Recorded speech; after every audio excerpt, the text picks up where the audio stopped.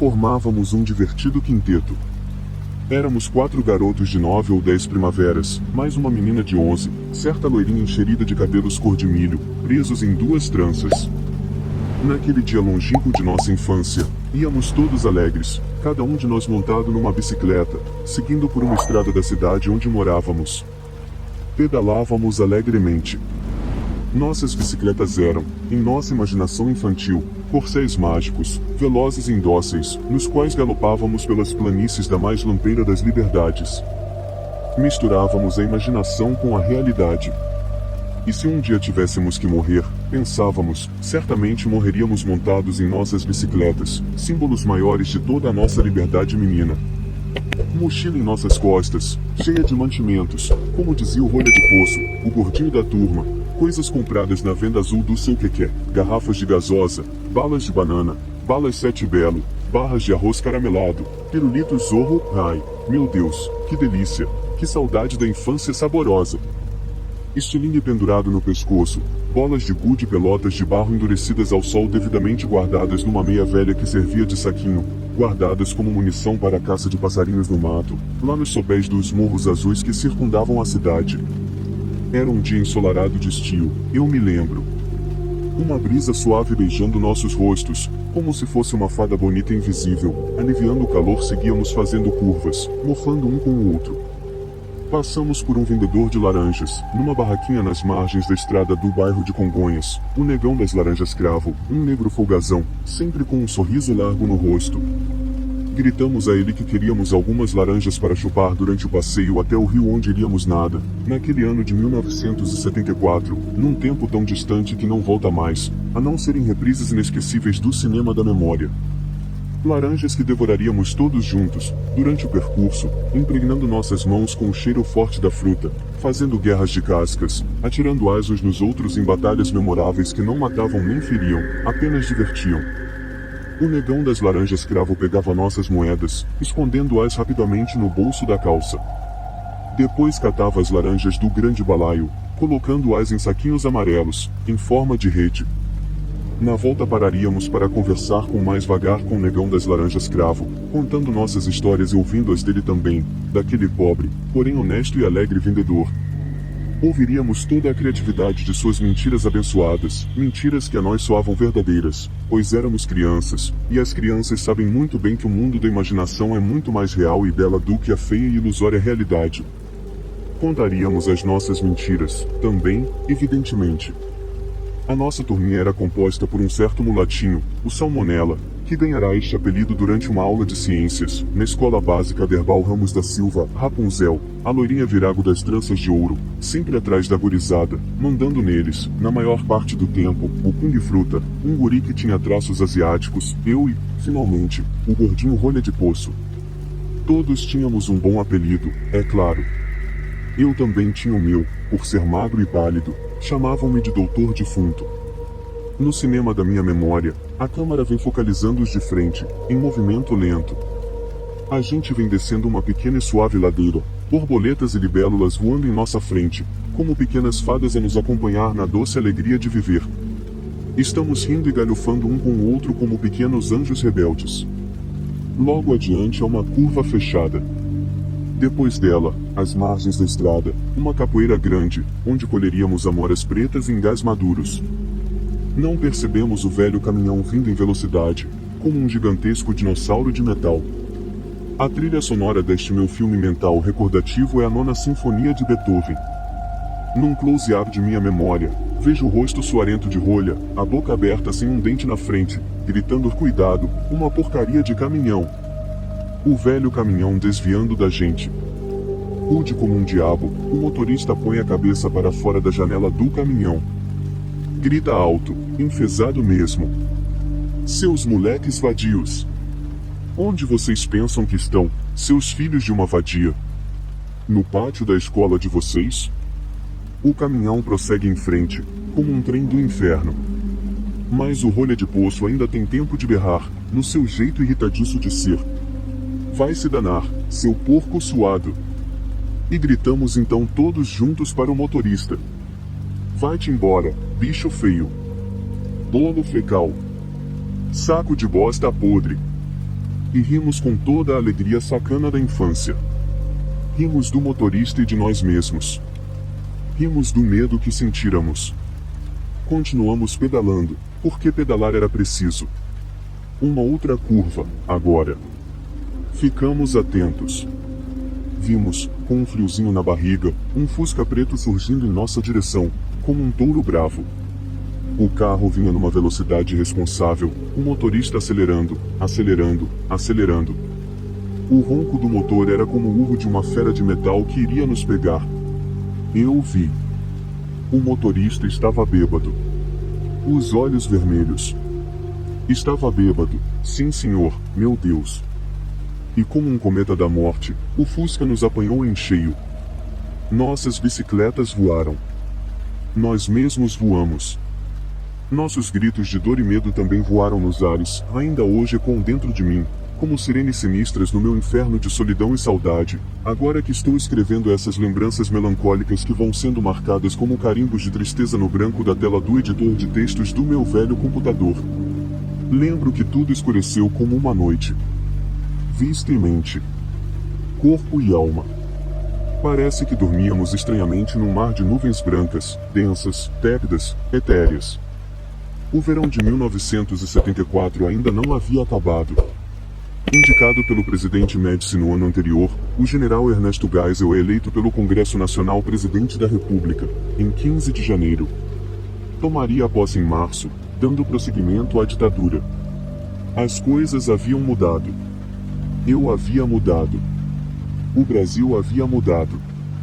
Para pior. Tudo mudará para pior. As coisas nunca iriam melhorar. Nunca mais. O país continuaria nas mãos dos canalhocratas e dos demagogos. Até quando, meu Deus? Quando este país vai ter juízo? Agora o outono chegará com suas sombras, com suas folhas mortas cobrindo o chão dos jardins da vida tal como uma mortalha de tristeza. As flores da alegria de viver haviam emurchecido, pisadas pelos cascos negros dos cavalos da morte. Quando abri os olhos, saindo da placidez do coma, a primeira coisa que vi foi o branco das paredes. Estaria no céu? Não. Mas, e aquele anjo, ali? Havia um anjo, minha mãe. Ali estava ela, ao lado do meu leito, como o meu número tutelar. Ela me olhava com aquele olhar de eterna preocupação típica das mães. Meu filho. Cadê a minha turminha, mãe? Houve uma pausa terrível. Filho, seus amigos e eles. Ela não conseguiu responder. Eles se foram, eu sabia. Eles não estavam dormindo.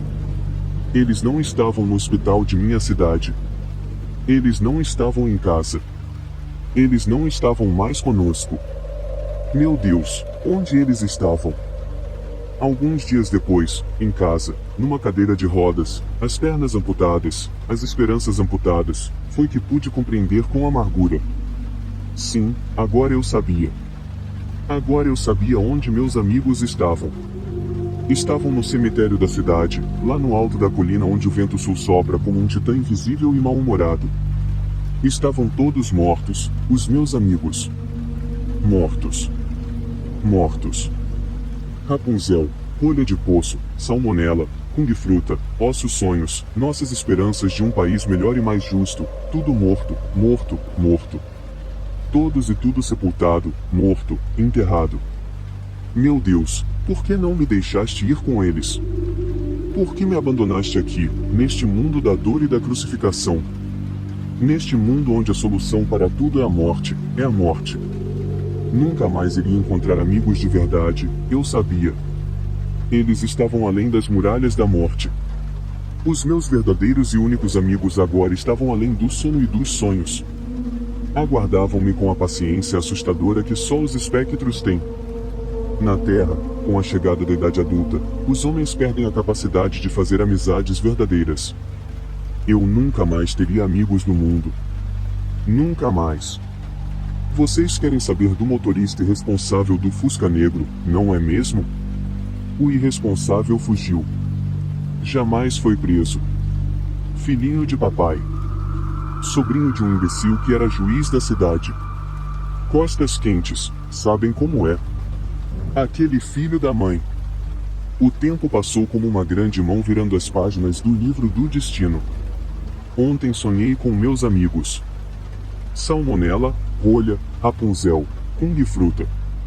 Até com o negão das laranjas cravo, que morrera com uma faca enterrada no pescoço ao tentar apartar uma briga de dois bêbados na vendinha azul do seu quequé, que também se foi logo depois, numa parada cardíaca, seu coração bondoso parando de sonhar para sempre, para sempre. Todos eles estavam vestidos de branco, sorridentes como anjos, felizes. Estariam mortos realmente? E eu? Estarei vivo, realmente?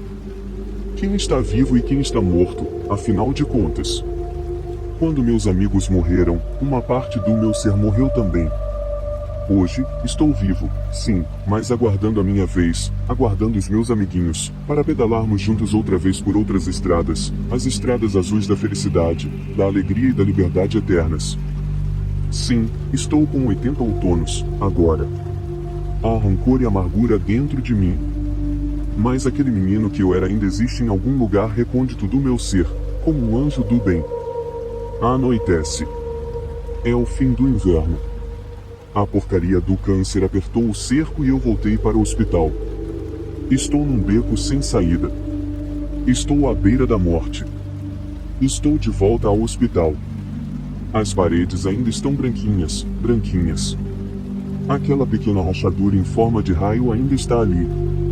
Contudo, minha mãe não mais está ali para me consolar. Ela se fora, para sempre, para sempre. Adormeço por um instante. Estou quase nas vascas da agonia. Meu espírito deseja a libertação. Um anseio de saber o que há além da muralha da morte. Estou no fim? Quem apagou a luz? Deus, não me deixe no escuro, ainda tenho medo do bicho-papão. De repente um raio de luz cobre meu espírito de esperança como um manto cálido. Agora eu posso vê-los. Ali estão eles, todos eles. Minha mãe está ali também. Minha avó Idalina está ali. Meu vô Laurindo também. O sorridente negão das laranjas cravo. Seu quequé da vendinha azul. Até meu cachorrinho Duque, morto quando eu tinha 7 anos. Rapunzel, Kung Fruta, Salmonela, Rolha de Poço, estão todos ali. Eles conseguiram atravessar a muralha da morte. Não há mais dor, física ou moral. Agora eu tenho pernas novamente. Há só a aura da felicidade, da alegria, da paz, do amor. Estou feliz outra vez, ao lado deles, dos meus amigos verdadeiros, os mortos. Era o primeiro dia de primavera no mundo dos vivos. E era também um novo amanhecer. Em fevereiro de 1978, o jovem de 23 anos, Steven Kubacki, estava matriculado em uma pequena universidade cristã chamada Hope College, localizada na cidade de Holland, nas margens sudeste do Lago Michigan. Ele era um estudante dedicado, mais excêntrico, cursando história. Certa vez, ele coescreveu um artigo para o jornal do campus sobre a inadequada coleção de livros na biblioteca da universidade, argumentando que a escola deveria instalar um sistema eletrônico de segurança para evitar roubos. Bob Namar se formou na Hope na primavera de 1978 e, embora não conhecesse Steve pessoalmente, descobriu que sua reputação o precedia. Colegas de classe falavam de Steve como se fosse algum tipo de gênio livre, apesar de seu estilo de vida bastante conservador. O fato de viver fora do campus lhe dava ares de um estudioso rebelde. Ele era definitivamente um grande fã de Dungeons and Dragons, disse Namar, mas assumia isso. Era legal. Ele não era o típico nerd, com certeza. Kubacki também era conhecido por ser um entusiasta do ar livre. Antes, já tinha escalado montanhas enquanto estudava no exterior na Europa e tinha feito esqui cross-country na mesma área próxima ao Lago Michigan. O fim de semana daquela viagem não parecia particularmente incomum, mas sua viagem planejada para fevereiro de 1978 se revelaria uma experiência que mudaria sua vida para sempre. Steve planejara passar o fim de semana em uma viagem solo de esqui cross-country, retornando na segunda-feira, no mais tardar. Colegas de classe dizem que, Quando segunda-feira chegou, a ausência de Steve só causou preocupação leve. No entanto, quando o aluno pontual e diligente não apareceu pelo segundo dia consecutivo, rapidamente ficou claro que algo estava terrivelmente errado. A maneira como ele foi inicialmente relatado como desaparecido honestamente depende de quem contava a história. Mas se acredita em um relatório de notícias local de 21 de fevereiro de 1978, snowmobilers e Sagatuck avistaram um par de esquis cross-country e uma mochila abandonados na neve. Eles imediatamente entraram em contato com as autoridades, que iniciaram uma busca por ar e terra. Logo foi feito um relatório de pessoa desaparecida no departamento de polícia local, que pôde coordenar sua busca para a área onde Steve supostamente começara sua viagem. Foi lá que encontraram uma trilha de pegadas na neve de cerca de 200 metros, do mesmo tamanho e padrão das botas de esqui que Steve estaria usando. Mas estranhamente, essas mesmas pegadas levavam até a beira do lago Michigan, terminando abruptamente, levando os socorristas a concluir que Steve havia de alguma forma se afogado sob uma espessa camada de gelo inquebrável. Embora nunca pudesse ser totalmente comprovado, a conclusão oficial foi que Steve estava morto e seria apenas questão de tempo até que as correntes do lago Michigan depositassem seu corpo em decomposição em algum lugar das margens do lago. A família de Steve ficou arrasada e resignou-se a esperar por muito, muito tempo por respostas para as muitas perguntas sobre seu desaparecimento. Mas eles não tinham ideia de quão próximas ou chocantes essas respostas seriam. Steve Kubacki não fazia ideia de que estava desaparecido quando abriu os olhos em uma noite de sábado e se viu deitado em um pedaço de grama em um lugar desconhecido para ele. Ao recobrar os sentidos, percebeu que não reconhecia as roupas que vestia nem a mochila que possuía. Nem sua mochila original nem seus esquis estavam em lugar algum. E de alguma forma, não se lembrava de onde ou como os havia perdido. Sentindo-se extremamente desorientado, Steve se levantou, se aproximou de um estranho que passava e perguntou onde estavam. Pittsfield, respondeu o estranho, confuso. Pittsfield, respondeu Stephen, acreditando inicialmente estar no subúrbio de Ann Arbor com o mesmo nome. Como cheguei até Ann Arbor? Ann Arbor, disse o estranho ainda mais confuso. Amigão, isto é em Michigan. Isso aqui é Pittsfield, Massachusetts. O estranho então apontou para um carro estacionado nas proximidades, claramente mostrando uma placa de Massachusetts. Steven ficou atordoado. Ele só tinha a intenção de esquiar pelo campo nos arredores de Holland, Michigan. Em vez disso, não só havia acabado mais de 1.100 quilômetros a leste da rota planejada, mas também não tinha absolutamente nenhuma lembrança de como tinha chegado lá. A situação era horrível por si só, mas quando Steven passou por um jornaleiro próximo e viu o jornal, quase desmaiou de choque. No canto superior da página, a data marcava 5 de maio de 79. Mas isso era impossível, pois significava que Stephen havia passado os últimos 15 meses em algum tipo de coma desperto, durante o qual fez uma jornada de quase 1.000 quilômetros pelo país. Em estado de choque, Stephen conseguiu se lembrar que tinha uma tia em um lugar chamado Great Barrington, Massachusetts, que ficava a apenas cerca de 32 quilômetros de Pittsfield. Como não tinha dinheiro, conseguiu carona até a casa da tia, que disse ter recebido o maior choque de sua vida ao vê-lo na porta. Foi como ver um fantasma, disse ela depois. O reencontro emocional de Steve com a família, que há muito tempo o considerava morto, se tornou uma sensação na mídia nacional em uma coletiva de imprensa convocada às pressas.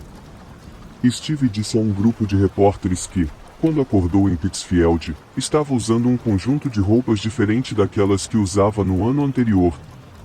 Ele também tinha uma nova mochila cheia de mapas e placas de carona que sugeriam que ele tinha viajado extensivamente durante seu episódio inconsciente de um ano. Ele estava de posse de lembranças de Sacramento, São Francisco, Reno, Chicago e Utah. Além disso, tinha $40 em dinheiro, óculos novos, tênis e uma camiseta de uma maratona que tinha ocorrido em Wisconsin. Sinto como se tivesse corrido muito, disse em uma entrevista na semana em que reapareceu. Sua memória até o momento de seu desaparecimento permaneceu intacta. Disse que a última coisa que se lembrava era de sentir frio e medo de estar perdido na escuridão congelante. Steve disse a um repórter que acreditava que seu apagão foi causado por exaustão e exposição, e disse que faria um exame médico para verificar sua saúde física, mas, apesar da insistência de seus pais, não consultaria nenhum tipo de terapeuta ou psiquiatra. Meu pai ia passar a casa para mim. Eu tinha 3 disciplinas na escola e nenhum problema, disse ele. Não havia problemas com garotas. Eu tinha um emprego garantido no jornal Hall End Sentinel. Eu estava bem mentalmente, então não acho que esse lado das coisas tenha algo a ver com isso. Obviamente, Steve não acabou aceitando o emprego no Sentinel e seu diploma de bacharel foi concedido à distância pela Hope College quando se pensava que ele tinha falecido. Embora o afogamento fosse a teoria mais aceita, alguns detetives que investigaram seu desaparecimento duvidavam que Stephen estivesse realmente morto. Em determinado momento, os detetives ficaram tão perplexos que enviaram os registros dentários de Stephen para Chicago para ver se ele poderia estar entre as vítimas não identificadas do assassino em série John Wayne Gacy. Hoje em dia, Stephen está vivo e bem, trabalhando como psicólogo no noroeste do Pacífico. Por décadas, ele se recusou a falar sobre seu desaparecimento com repórteres, e qualquer tentativa de contatá-lo geralmente é ignorada imediatamente. Repórteres até entraram em contato com sua ex-esposa, presumindo que ela poderia lançar luz sobre o mistério, mas ela também se recusa a revelar o que sabe.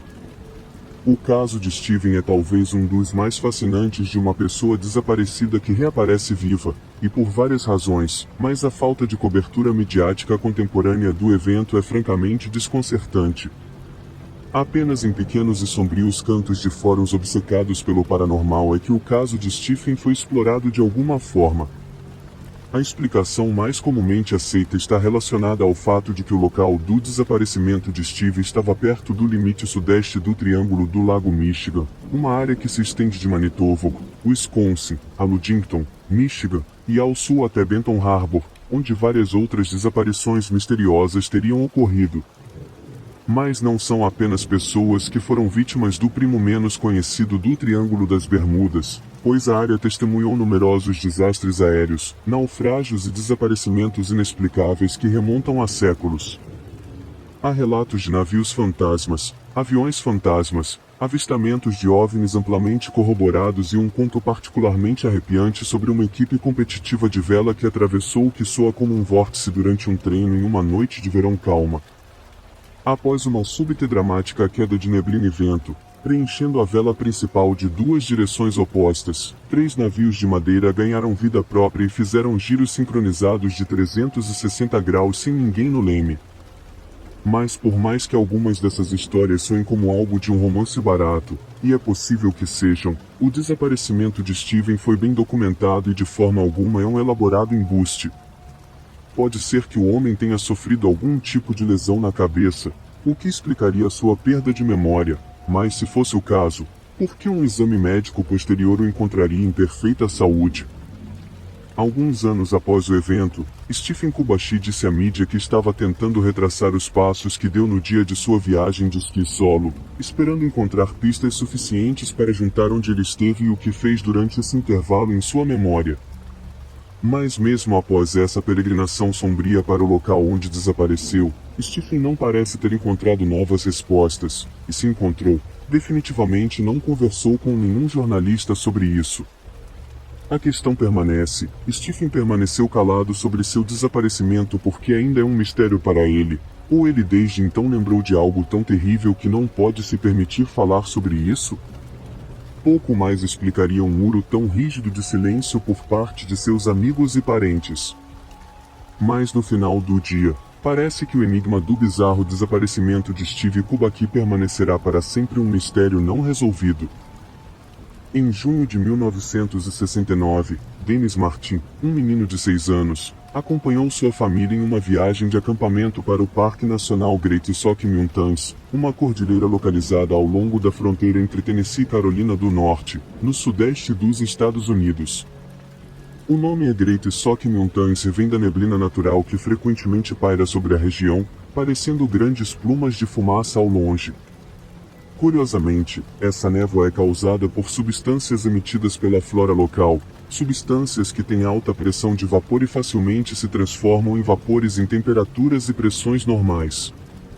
Mesmo sem compreenderem a explicação científica por trás desse fenômeno, ver toda aquela névoa agarrada ao topo das colinas é realmente uma visão assustadora. Originária de Knoxville, Tennessee, a família Martin tinha uma tradição antiga de celebrar o Dia dos Pais fazendo viagens de acampamento para as Great Smoky Mountains. Em 1969, seria a primeira viagem do jovem Dennis para a floresta, acompanhado por seu pai, irmão mais velho e avô. O grupo partiu para Cadiz Cove, um vale isolado localizado na parte do Tennessee do parque, e depois seguiram em uma trilha em direção a Russell Field, onde montaram um acampamento e começaram os preparativos para a primeira noite sob as estrelas. Na manhã seguinte, partiram para um lugar conhecido como Spence Field, um campo de pastagem de altitude pitoresco e ponto de acampamento popular, cortado pelas colinas ondulantes e picos montanhosos pontiagudos da trilha dos Apalaches. Quando chegaram a Spence Field, Dennis e seu irmão mais velho saíram para explorar o acampamento e, segundo relatos, conversaram com muitos dos outros acampantes que haviam armado suas barracas nas proximidades. Foi assim que começaram a interagir com um grupo improvisado de crianças de outros acampamentos, que rapidamente se tornaram amigos dos meninos Martin. O pai de Dennis ficou contente ao ver seu filho se dando tão bem com as outras crianças e mantendo seus filhos ocupados, permitindo que os adultos pudessem se concentrar na importante tarefa de montar a barraca para 4 pessoas. Depois de concluírem a tarefa, Dennis ainda estava brincando com o grupo de crianças, e seu pai diz que observou enquanto o grupo se escondia animadamente para surpreender de brincadeira um grupo de adultos que se aproximava. Quando os adultos entraram na zona de ataque imaginária das crianças, todos pularam para fora fazendo barulhos e rugidos como animais selvagens, exceto o pequeno Dennis. Seu pai observou com crescente preocupação enquanto os segundos passavam e Dennis ainda não saía do seu esconderijo. Eventualmente, ele não aguentou mais, e levantando-se da sua cadeira de acampamento, o pai de Dennis marchou até o local onde tinha visto seu filho de 6 anos pela última vez e começou a chamá-lo, mas o que começou como comandos firmes de pai logo se transformou em súplicas desesperadas. Enquanto continuava chamando desesperadamente, as outras famílias começaram a perceber que algo estava terrivelmente errado. Quando o avô de Dennis percebeu que ele estava desaparecido, organizou o grupo em ação, enviando um grupo 2 quilômetros pela trilha dos Apalaches com seu filho, enquanto ele liderava outro grupo de volta para a estação dos guardas florestais em Cadiz Cove. Chegando lá por volta das 20h30 daquela noite, começava assim uma extensa e amplamente divulgada operação de busca e resgate, na qual o pessoal do Serviço Nacional de Parques foi complementado por soldados da Guarda Nacional e até mesmo por uma unidade de boinas verdes. No auge da operação de busca, mais de 1.400 pessoas estavam operando nos poucos quilômetros quadrados ao redor de Spence Field, mas nenhuma delas encontrou qualquer pista que pudesse levá-los ao menino desaparecido. No entanto, após a operação, os esforços de busca foram amplamente criticados por especialistas em busca e resgate, que disseram que o grande número de pessoas envolvidas poderia potencialmente obscurecer as trilhas e o terreno que já eram difíceis de rastrear devido às fortes chuvas. Chocantemente, uma pegada pertencente a uma criança foi realmente encontrada em determinado momento, mas a pista foi descartada como pertencente a um dos escoteiros que estavam ajudando na busca. Mais tarde, no entanto, os investigadores ficaram frustrados ao descobrir que as pegadas foram determinadas como sendo de uma criança que estava sem um sapato, que havia desaparecido às margens de um riacho. Alguns sugeriram que era possível que as pegadas fossem de Martin, e essa teoria ganhou força quando um sapato e uma meia de criança descartados foram encontrados apenas 3 dias depois. Apesar de os socorristas continuarem a busca por mais de 2 semanas, vasculhando as encostas dia e noite em turnos contínuos, nenhuma outra pista sobre o paradeiro de Martin foi encontrada. A família Martin estava compreensivelmente desesperada por respostas, oferecendo uma recompensa de $5.000 por qualquer informação que pudesse reunir-los com seu amado Dennis. Isso atraiu a atenção de alguns médios autoproclamados, que alguns argumentariam estarem buscando explorar o luto da família Martin e ganhar dinheiro se acertassem a área certa dos soquis para procurar. Surpreendentemente, nenhum desses médios provou ser de alguma ajuda.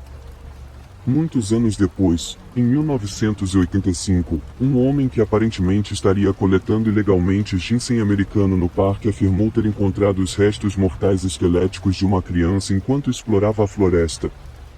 Ele disse que deveria ter relatado a descoberta, mas estava com medo de ser processado por seu hobby de coletar ervas proibidas. Além disso, ele também foi incapaz de apontar aos investigadores o local onde encontrou os ossos inicialmente. Existem muitas teorias que tentaram explicar o que aconteceu com o jovem Dennis Martin naquele dia. A maioria dos detetives, tanto amadores quanto profissionais, acredita que Dennis pode ter se desorientado enquanto procurava um esconderijo, talvez até esquecendo o caminho de volta ao acampamento quando emergiu dele.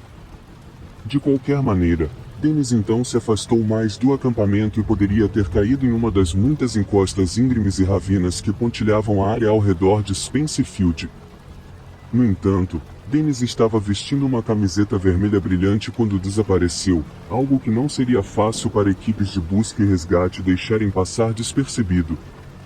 Dennis teria que estar completamente coberto de folhagem para permanecer não detectado com essa cor de camiseta e, apesar de ser factível devido ao seu pequeno tamanho, a probabilidade disso é extremamente baixa.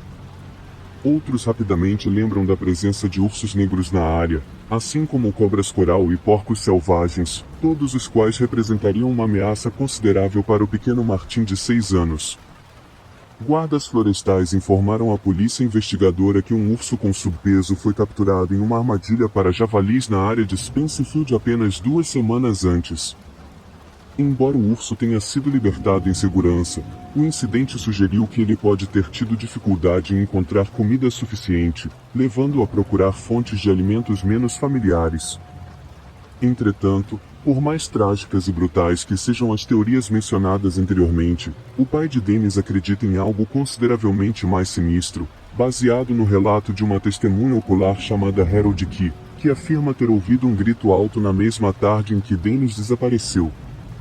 O pai de Dennis firmemente acreditava que seu filho foi sequestrado por um predador oportunista pouco tempo depois de ouvir o grito. Harold Key afirmou ter visto um homem barbudo e desalinhado, com cabelos selvagens, fugindo pela floresta numa aparente tentativa de não ser detectado pelos acampantes próximos. A família de Harold explicou que viu um flash de vermelho nos ombros da figura, que alguns acreditam ser Dennis sendo carregado sobre o ombro dessa figura misteriosa enquanto o levava embora. Harold especulou mais tarde que o homem poderia ser um destilador ilegal de bebidas alcoólicas, explicando sua relutância em ser visto apesar do relato. Os investigadores do FBI, no entanto, acabaram descartando o relato, dizendo que, por mais bem intencionado que Harold fosse, seu relato era francamente não confiável, já que sua linha do tempo dos eventos estava incorreta. Mas um guarda florestal aposentado lamentou a falta de acompanhamento adequado tanto das pegadas quanto da observação do homem maltrapilho, argumentando que, como o local da observação ficava morro abaixo de onde Dennis desapareceu, seria possível cobrir essa distância no período de tempo, até carregando uma criança, mas que o indivíduo em questão teria uma força, furtividade e resistência impressionantes. Assim, se esse for o caso, quem é esse homem misterioso e cabeludo? Esse vagabundo barbudo que aparentemente é capaz de um feito físico impressionante, mesmo que tenha sido no contexto de um sequestro desprezível de uma criança? Dada a falta de investigação sobre a observação ou as pegadas, parece que talvez nunca saberemos. Mas mesmo que conseguíssemos desvendar o mistério de um homem vivendo nas montanhas dos Apalaches com um gosto por sequestrar crianças, não acredito que as respostas nos trariam qualquer consolo. Talvez o encerramento valesse a pena, especialmente para a família, mas os pesadelos podem ter um preço alto a pagar, e pensar no que aconteceu com o jovem Denis Martin pode dar noites sem sono até mesmo ao leitor mais resistente aos crimes verdadeiros.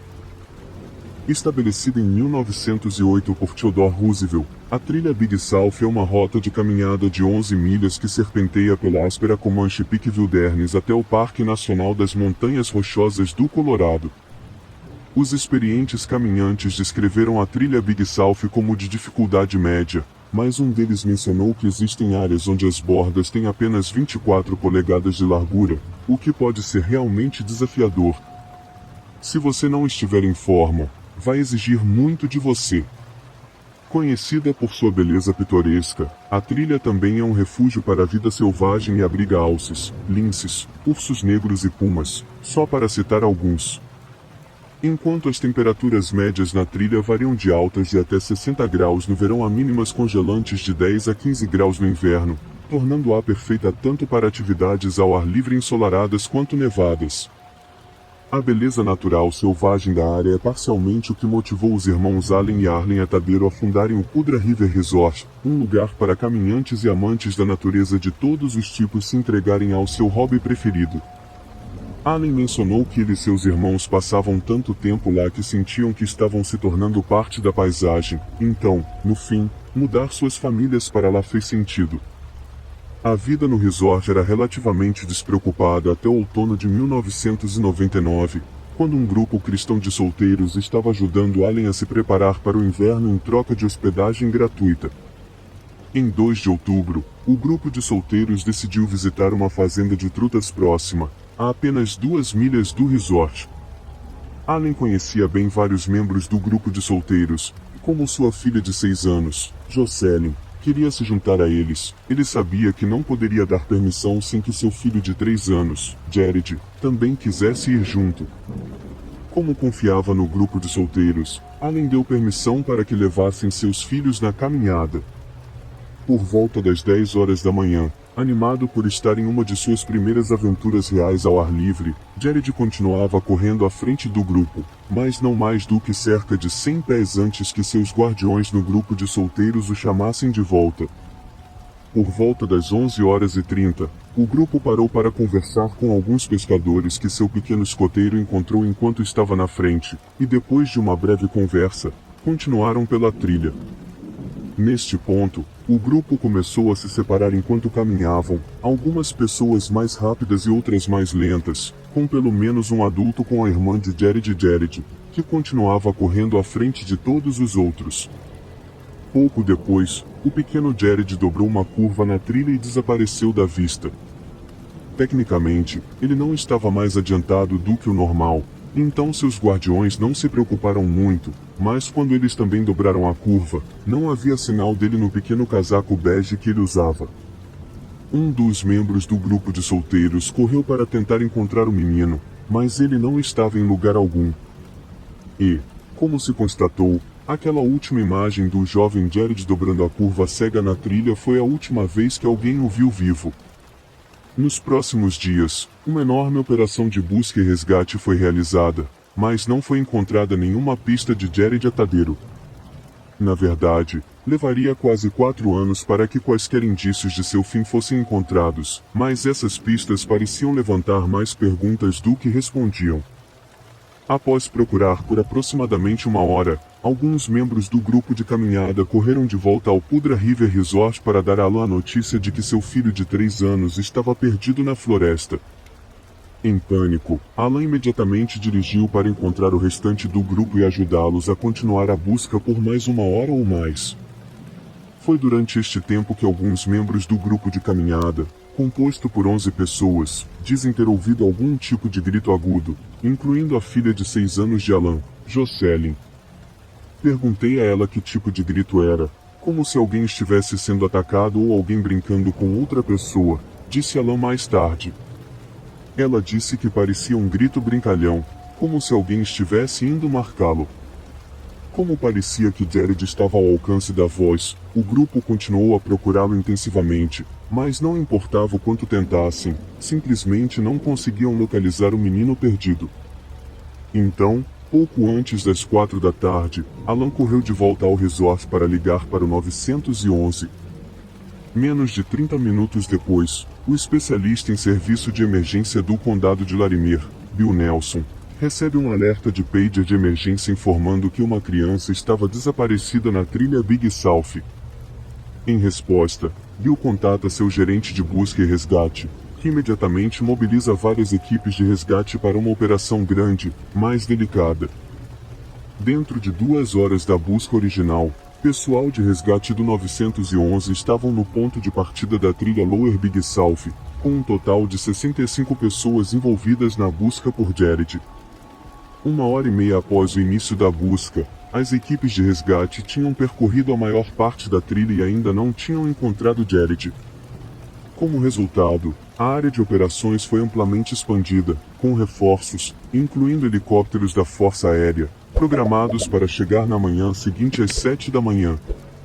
Em 2 de outubro de 1999, um helicóptero Ryu-1N, baseado em Cheyenne, fez sua primeira passagem sobre a trilha Big South e permaneceu como olho no céu da equipe de busca e resgate até tarde da manhã. Depois de retornar ao aeroporto municipal de Loveland, em Fort Collins, para reabastecer, o helicóptero voltou para a área de busca por volta das 15h30 da tarde. No entanto, durante sua segunda patrulha sobre a trilha, o helicóptero lutou com as condições das montanhas e caiu mais de 100 pés, atravessando o dossel de pinheiros perto do ponto de partida da trilha. A bordo do rio estavam 4 militares da Força Aérea dos Estados Unidos, mas também um representante da equipe de busca e resgate do condado de Larimer chamado Mark Sheets. Quando o helicóptero caiu, Mark era o único passageiro que não estava seguro em um assento, pois estava no chão com a porta aberta. Ele disse que, quando viu os rotores atingirem o topo das árvores e pedaços do helicóptero serem jogados na floresta, correu para fechar a porta, mas um galho de árvore separado encontrou seu caminho para dentro e atingiu o médico da Força Aérea a bordo diretamente no rosto, fraturando a órbita ocular do médico e fazendo com que sangrasse de uma ferida aberta. Por sorte, a tripulação da Força Aérea conseguiu escapar dos destroços do helicóptero, mas Mark Sheets estava completamente inconsciente e ainda preso na massa de metal esmagado que ainda corria o risco de explodir. Membros da equipe de busca e resgate correram para o helicóptero caído, quebraram uma janela e conseguiram tirar o Sheets inconsciente antes que ele não poderia ter sofrido mais danos, mas ainda assim, recebeu uma concussão severa em um corte em forma de L de 13 polegadas, que deixou seu fêmur exposto. Market também sofreu 3 vértebras quebradas na parte inferior das costas e um ombro quebrado, possivelmente devido à violência com que foi retirado dos destroços. A queda do helicóptero definitivamente atrasou muito a busca, mas felizmente todos sobreviveram, e os esforços de busca continuaram no terceiro dia. No terceiro dia, chegaram equipes de mergulhadores da polícia especialmente treinadas, que exploraram as piscinas profundas do rio Potter próximo.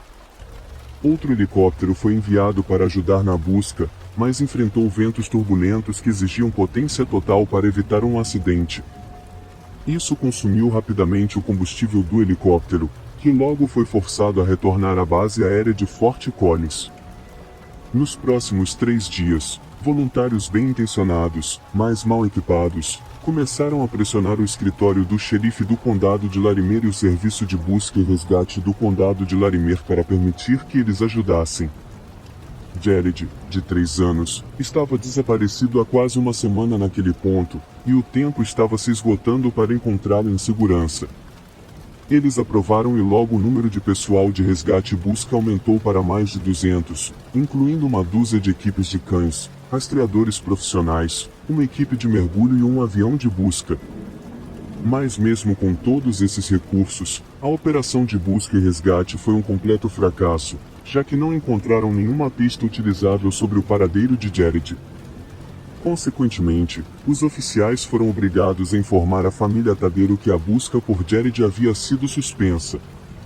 O vice-xerife do condado de Larimer, Bill Nelson, convocou rapidamente uma coletiva de imprensa na qual disse aos jornalistas presentes: "Trabalhamos 8 dias ininterruptos desde o início, 24 horas por dia, durante 8 dias.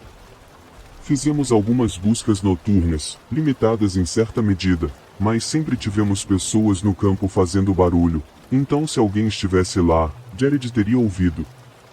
Talvez teria respondido. Jane Samiensky, membro da unidade canina de busca e resgate do condado de Larimer, disse que a busca foi uma das mais intensas das quais já participou.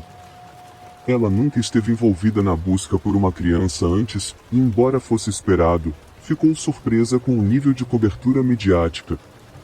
Se tornou um verdadeiro episódio nacional, disse ela. Isso colocou muita pressão sobre nós e sobre os cães. O xerife do condado, Dustin Smith, era apenas um simples sargento em 1999, quando Jared desapareceu. Ele afirmou que o acidente de helicóptero foi um evento extremamente estressante, que definitivamente teve um efeito negativo em um período crucial da busca. O interesse intenso da mídia apenas exacerbou a situação.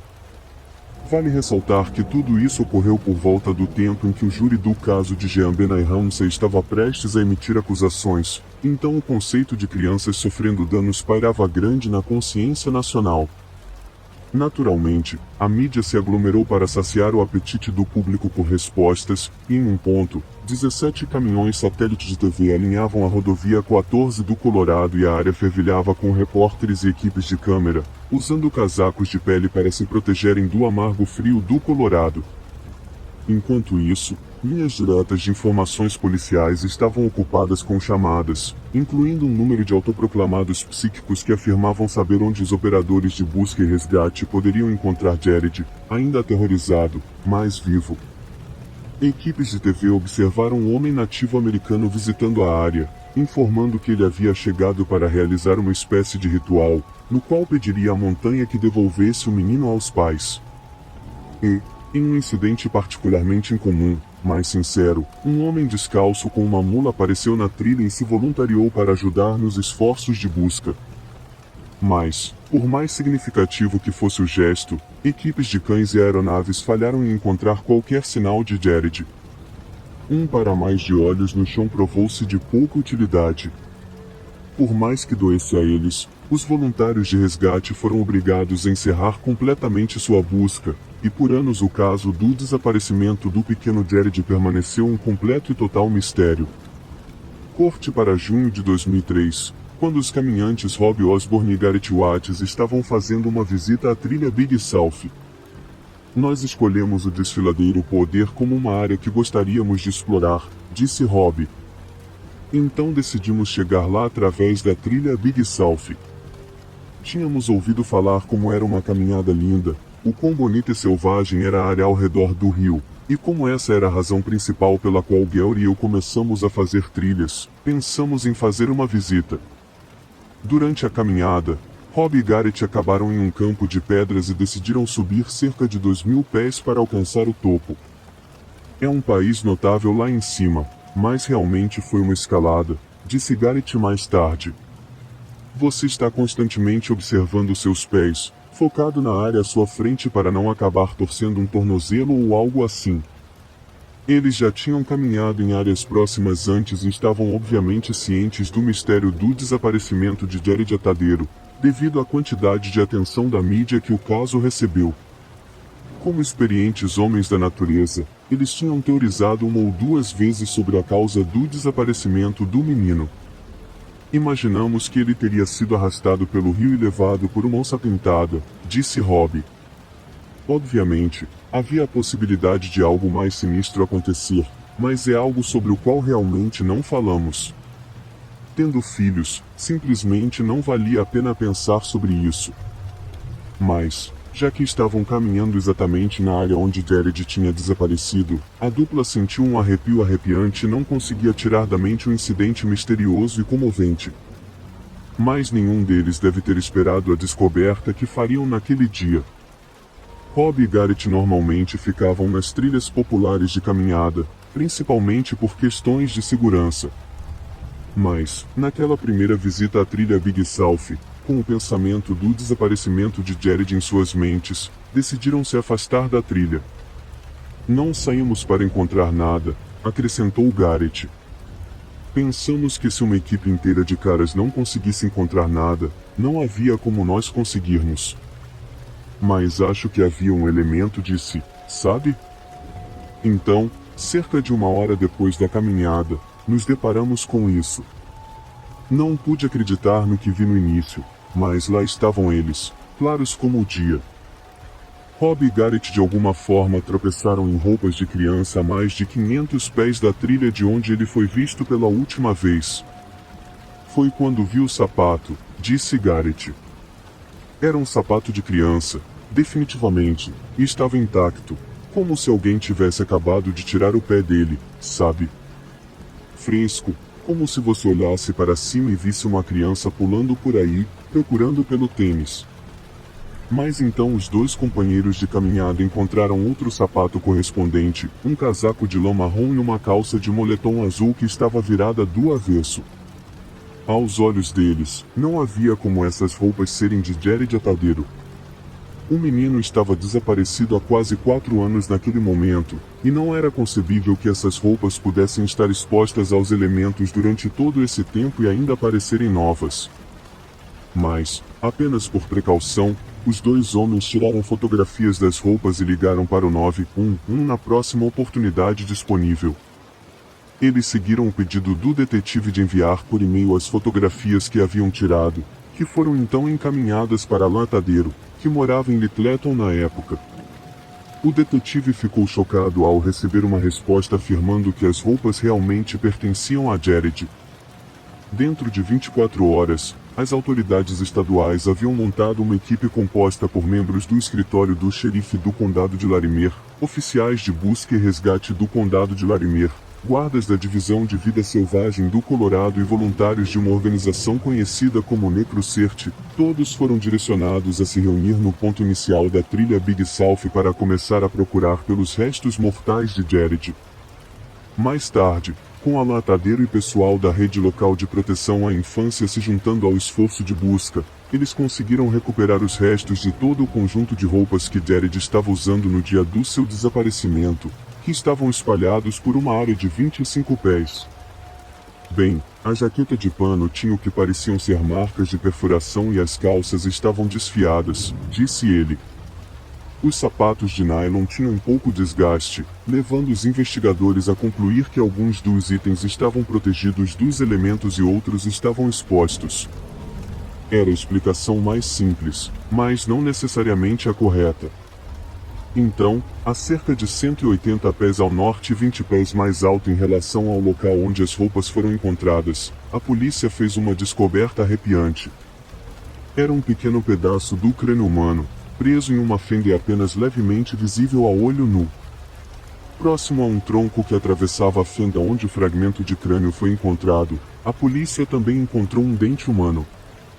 Às 17 horas daquela noite, Allen Latadeiro e outros membros das equipes de busca convocaram as multidões de repórteres de TV para a entrada da trilha e anunciaram o que ele e a equipe haviam encontrado. Foi definitivamente um avanço no caso, mas mais uma vez, a descoberta parecia gerar mais perguntas do que respondia. Não demorou muito para que as pessoas fossem forçadas a criar suas próprias explicações. O aventureiro canadense Leistrow disse que o que está acontecendo na trilha Big South está além da compreensão humana. Em muitos desses casos, equipes de busca e resgate ou voluntários já revistaram certas áreas não uma, não duas, mas dezenas de vezes, disse ele. E então a criança é encontrada lá, talvez um ano, talvez alguns anos depois. Não faz sentido algum. Estive nas matas por anos e vi todo tipo de coisa, mas ainda assim não consigo entender tudo. O caminhante Rob Osborne diz que há uma boa chance de que a área onde as roupas de Jared foram encontradas tenha sido procurada durante o esforço inicial e que se resumia a uma coisa simples: não havia como uma criança ter subido até aquele lugar sozinha. De jeito nenhum. Quero dizer, foi uma luta para Gary e eu chegarmos lá. Era um terreno muito difícil. Então, talvez a polícia devesse ter procurado aquela área na primeira vez, mas ao mesmo tempo não posso culpá-los por não terem feito isso. A conclusão da manipuladora de cães da polícia, Jane Samiensky, desde o início, foi que o desaparecimento de Jared foi devido a um encontro com um animal. Não tenho certeza oficialmente do que foi realmente divulgado como finalidade, mas praticamente aponta para um encontro com um animal. Nada mais explica como ele poderia ter sido levado tão alto, a menos, é claro, que tenha sido uma pessoa que levou Jared naquela manhã. Aqui é onde o testemunho do especialista em busca e resgate Bill Nelson se torna um pouco assustador. Se um grande felino realmente o pegou, o que eu acredito que tenha acontecido, ele o teria levado para algum lugar e o enterrado, ele disse. Com toda a atividade que estava acontecendo, provavelmente o assustamos, então ele teria voltado depois para desenterrar sua refeição. É por isso que ninguém encontrou nada. A criança estava debaixo da terra o tempo todo. Mas com certeza, voluntários ou policiais teriam notado alguma terra perturbada em algum lugar, e as roupas de Jared deveriam ter mostrado alguns sinais de ataque de animal. Inconsistências como essas fazem Alan Atadeiro pensar que algo mais é culpado pelo desaparecimento de seu filho. Escuto constantemente sobre uma onça parda, ele disse, mas quando testaram as roupas de Jared, não havia pelos de onça parda, nem DNA, nem sangue, nada em suas roupas. Se uma onça parda o tivesse atacado, teriam ido para a área do estômago. Seu casaco teria sido rasgado em fios, mas seu casaco estava intacto. Conversei com especialistas em vida selvagem sobre isso, disse Allen, rápido para tranquilizar quem estivesse ouvindo. O casaco de Jared não teria sobrevivido a um ataque de onça parda. Seus sapatos que foram encontrados na montanha, como contado pelos investigadores, não parecem ter estado na natureza por anos. Eu não acredito nisso. Simplesmente não acredito. Allen também observa que outra coisa interessante sobre a descoberta dos sapatos quase imaculados de Jared é que eles definitivamente teriam sido arranhados se ele tivesse sido arrastado pelo lado da montanha como num ataque de onça parda. Suas calças foram encontradas em boas condições, apenas com danos menores causados por roedores e pássaros usando fios para materiais de ninho. Um grande predador teria que rasgar as roupas do menino para se alimentar, mas não há sinais de que isso tenha acontecido. Um dos relatórios que Alan Atadeiro leu diz que a razão pela qual os examinadores forenses não encontraram DNA ou sangue nas roupas de Jared é porque ele ou algo mais removeu suas roupas antes do ataque. Podemos apenas imaginar o quão horrorizado seu pai teria ficado ao ler isso. Era a última coisa que ele queria ouvir. O relatório continua dizendo que, devido ao grande número de caminhantes que subiam a montanha, a onça parda que pegou o filho de Allen então teria fugido com seu corpo a 500 pés do lado do penhasco. No entanto, a pergunta permanece, se algo tirou as roupas de Jared antes do ataque, por que elas foram encontradas a cerca de 500 pés da encosta da montanha? Suas calças foram encontradas ao contrário, uma clara indicação de que foram tiradas com pressa e não por algo com garras ou dentes. E, como mencionamos, são detalhes como esse que levam Alan e sua família a acreditar que alguém por aí sabe um pouco mais sobre o caso do que estão confortáveis em compartilhar. O desaparecimento de Jared nunca foi totalmente explicado nem pelas autoridades dos Estados Unidos nem por seus colegas amadores. Mas é importante para os teóricos das onças pardas terem isso em mente. Desde 1915, houve um total de 14 ataques relatados de onças pardas nos Estados Unidos e Canadá que resultaram em fatalidade. As chances de ser atacado por uma são tremendamente baixas, ainda mais quando se considera que Jared fazia parte de um grande grupo de caminhantes. Esses caminhantes foram intensamente questionados pela polícia, já que parecia natural que pelo menos um deles fosse responsável pelo seu desaparecimento. Mas vários detetives de homicídios disseram que as entrevistas com membros do grupo de caminhada não mostraram sinais óbvios de culpa e que nenhuma evidência apontava para sua culpa. Como resultado de tais especulações, teorias buscando explicar eventos misteriosos evoluíram de possibilidades puramente racionais para explicações estranhas semelhantes a teorias de conspiração, como ataques de criptídeos ou abdução alienígena. Mas por mais que as pessoas continuem a ter ideias, nada está se comprovando. E à medida que mais tempo passa, parece cada vez mais provável que o desaparecimento do jovem Jared Atadeiro permanece para sempre um mistério comovente, porém aterrorizante. Era um estudante canadense reservista do Exército de Toronto, Canadá, que se mudou para a Austrália em 2011 para cursar Direito na prestigiada Bond University, na Gold Coast, em Queensland. Prob tinha 25 anos quando fez uma viagem de volta ao Canadá em abril de 2013, visitando familiares e amigos durante a pausa de estudos de Páscoa da Austrália. Ele retornou à Austrália no início de maio para concluir seus estudos, mas antes planejou fazer uma trilha até o Monte Kosciuszko nas Blue Mountains australianas. Antes da viagem para as Blue Mountains, Prob ficou com alguns amigos por algumas noites em um apartamento na cidade costeira de Sydney. No dia 13 de maio, esses mesmos amigos disseram tê-lo levado até a estação de trem de Padstow com todo o seu equipamento de acampamento, acreditando que ele pegaria um trem para as Blue Mountains. No entanto, apesar de não estar previsto para retornar por quase uma semana, Prob voltou para Sydney no dia seguinte e começou a exibir um comportamento muito incomum. Primeiramente, ele visitou a filial da Juice Rent-A-Car em Sydney e alugou uma van que deveria devolver em Melbourne 2 dias depois, em 15 de maio. Isso não seria estranho, já que o Monte Kosciuszko ficava praticamente entre as duas cidades. Mas Prob já estava a caminho das Blue Mountains, então por que diabos ele voltaria para pegar um carro alugado mais tarde no mesmo dia? Prob foi visto nas filmagens de câmeras de segurança de uma loja de conveniência próxima a Jindabyne, presumivelmente pegando suprimentos para a sua jornada. Em vez de entrar em contato com os amigos com quem estava hospedado ou pelo menos reservar um hotel para passar a noite, Prob acreditasse que tenha dormido na van naquela noite.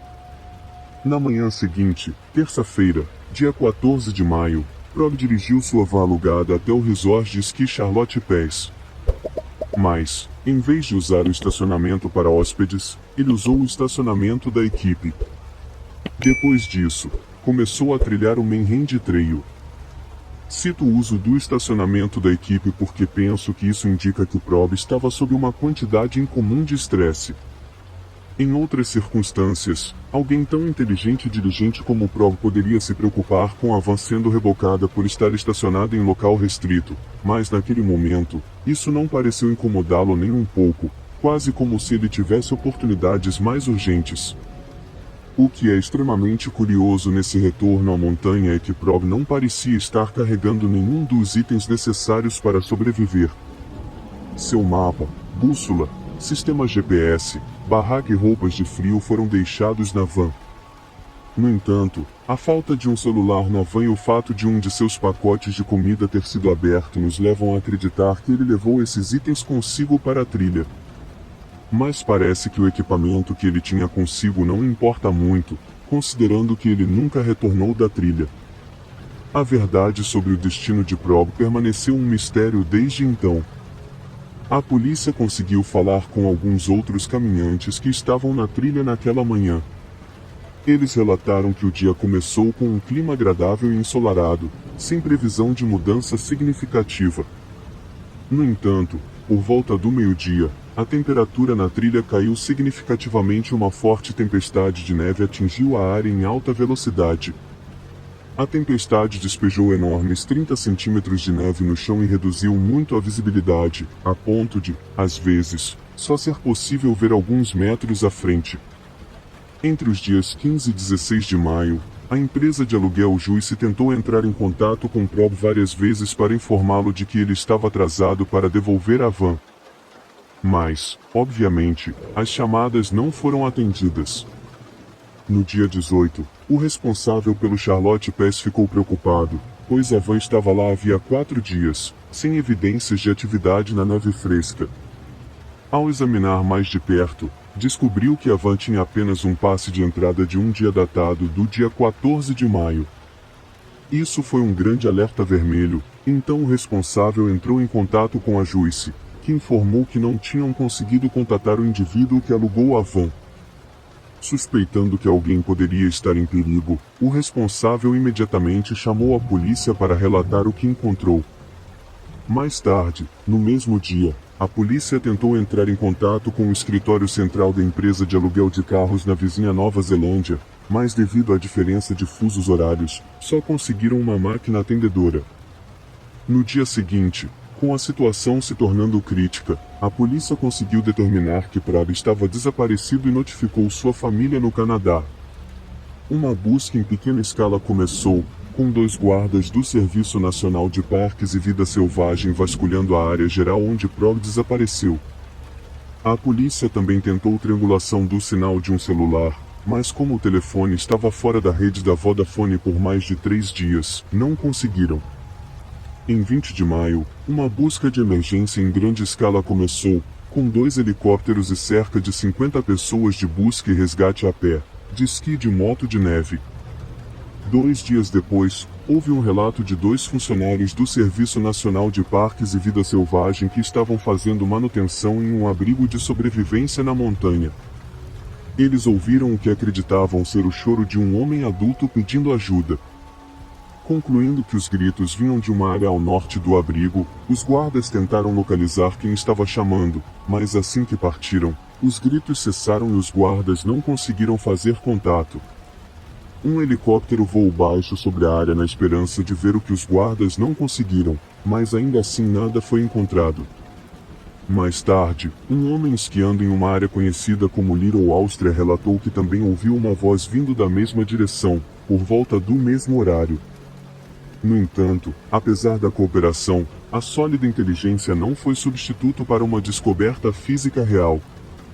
11 dias após o desaparecimento de Prab, a polícia solicitou que a Vodafone instalasse 2 estações repetidoras portáteis, uma na entrada da trilha do Mainland no Charlotte Pass, onde Prab estacionou seu carro, e outra perto do pico do Monte Kosciuszko. 5 dias depois, em 30 de maio, a Vodafone forneceu informações à polícia de que os sinais do celular de Prab mapearam um curso onde ele estava caminhando rapidamente seguindo a trilha do Mainland no sentido anti-horário e depois saiu da trilha em direção ao Monte Tofsen antes de perder o contato com o celular em algum lugar do lado noroeste do Monte Tofsen. Investigadores particulares contratados pela família Scron estavam convencidos de que estavam se aproximando da posição de Prab e instaram a família a não desistir. No entanto, após o conselho de um médico especializado em sobrevivência, acredita-se que, considerando que Prab não tentou entrar em contato com ninguém, ele provavelmente teria perecido após 14 dias no máximo, dadas as condições climáticas e do terreno. Após ouvir isso, a polícia reduziu drasticamente os esforços de busca, embora tenha aconselhado a família de Prab a não perder a esperança até que as piores notícias fossem confirmadas. Assim começou uma busca financiada privadamente, na qual a família ofereceu $100.000 como recompensa por qualquer informação que levasse à recuperação de Prab. Eles também ofereceram a membros do público uma taxa diária de $250 para ajudar nos esforços de busca nas Blue Mountains. Isso levou todo tipo de pessoas a aparecerem, algumas pelo dinheiro e outras porque era a coisa certa a se fazer. O último grupo incluía um grupo de soldados canadenses que prometeram fazer tudo o que podiam para trazer um irmão soldado para casa. Em julho, o inverno australiano começou trazendo fortes nevascas que prejudicaram os últimos esforços desesperados de busca.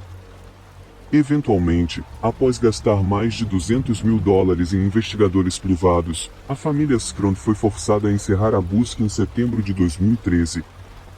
A recompensa financeira por encontrar Prab com vida foi finalmente retirada. Outras 2 pequenas buscas policiais foram realizadas no final de 2013 e no início de 2014, quando o verão permitiu uma busca mais eficaz com a neve derretendo. No entanto, apesar do último esforço, nenhum vestígio de Prab foi encontrado. 2 anos depois, em junho de 2015, Prab foi oficialmente declarado morto após um inquérito do legista sobre seu desaparecimento. O legista determinou que Prab morreu devido à exposição no dia em que partiu, despreparado, em meio a uma tempestade de neve em algum lugar do lado noroeste do Monte Tofsen. Apesar de nenhum vestígio de Prab ter sido encontrado, sua família acredita que milagres acontecem e que um dia ele será encontrado vivo. Mas essa esperança equivocada apenas acrescenta uma sensação de desolação à terrível perspectiva de que um homem jovem, bem treinado e perfeitamente saudável, provavelmente perdeu a vida devido a um dos caprichos selvagens da mãe natureza. E se ela pode engolir um homem como o Prabha, o resto de nós simplesmente não teria chance.